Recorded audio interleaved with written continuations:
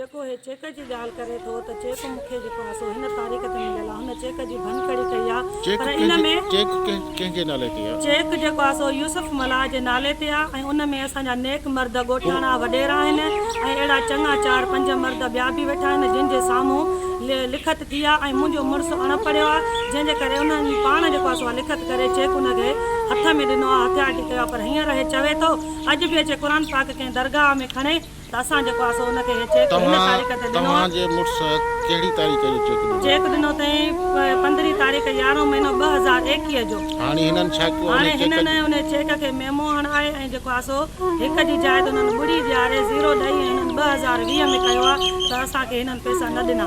जॾहिं यूसुफ मलाह जो चेक आहे त हाजी प्यारो मलाह तव्हांखे हाजी प्यारे मलाह जो त कंहिं ॻाल्हि में बि असां सां न आहे, उहो न कंहिं फ़ैसिले में आयो आहे, न कंहिं ज़मीन जे ख़रीद फरोख़्त में आहे, उहो सिर्फ़ु ईअं हर भरो पंहिंजो ॾाढ थो ॾेखारे त मुंहिंजो RPO सां वास्तो आहे, मां जीअं चाहींदुमि मां हिते उअं ई करे सघां थो, उहो पंहिंजी हुकूमत थो हलाए।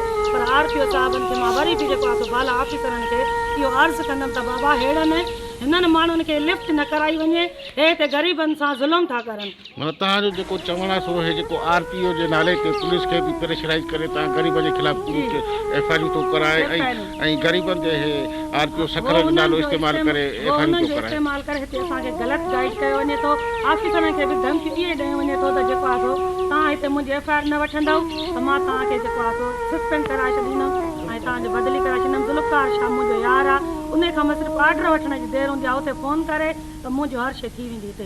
जेकॾहिं इहा शइ नथी थिए मां वराए जेको आहे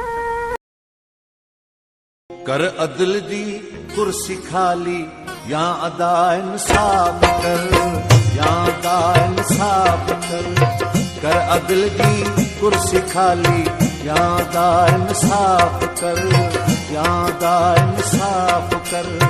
अरशते मज़लूम दी, अरशते मज़लूम दी विंदई सदा इंसाफ कर। कर अदल जी कुर्सी खाली या अदा इंसाफ कर, या अदा इंसाफ कर। अरशते मज़लूम दी, अरशते मज़लूम दी विंदई सदा इंसाफ कर। कर दिल दी कुर्सी खाली या अदा इंसाफ कर, या अदा इंसाफ कर, या अदा इंसाफ